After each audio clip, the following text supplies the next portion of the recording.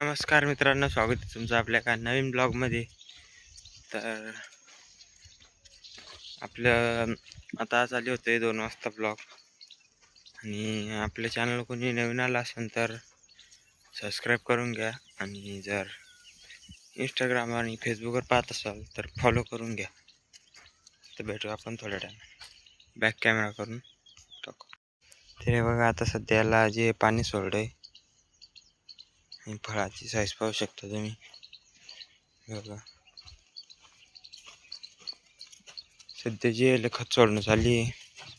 आता जे अर्ध्या साईडचे जे तिकडच्या साईडला पण अर्धा करेल आहे. हे बघा,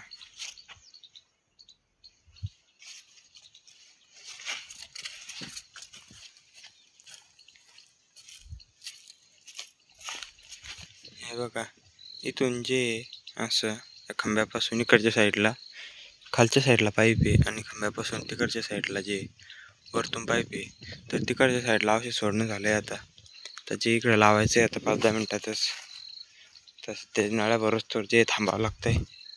हे बघा, ही नळी जोडून घेतली आहे. हे बघा, इथून पाईपामधून इथून ही जोडली तिचा. तर आता थोड्या टायमात ते चाली करणार आहे.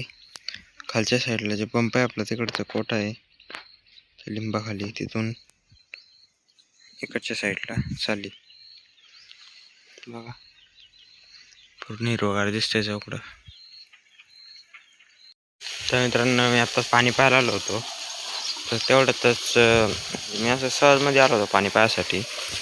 तर मोटर बघा पूर्ण उघडी पडली, फक्त थोडी राहिली. बघा, पाणी पूर्ण झालंय. टाकणं पण चालू आहे. खाली पाणी लागलं त्यामुळे पूर्ण संपलंय. बघा, कोरडी झाली पूर्ण. तर मोटर केली बंद आणि जाऊ आपण खालच्या वावरात. काल जो आहे, जो तुम्ही आधीच्या ब्लॉगमध्ये पाहिला असेल, तिकडच्या साईडचा जो गहू होता तो काढलाय पूर्ण मशीनने. कालचा ब्लॉग काही बनवला नाही. काल दिवसभर ते गहू काढणं झाले होतं त्यामुळं. आणि हा जो गहू आहे तो सध्या तर काही येत नाही, कारण की जे हाला आणि अजून मागून पेरला होता हा, त्यामुळं. हे बघा, इथं लावलं होतं सध्या पाणी.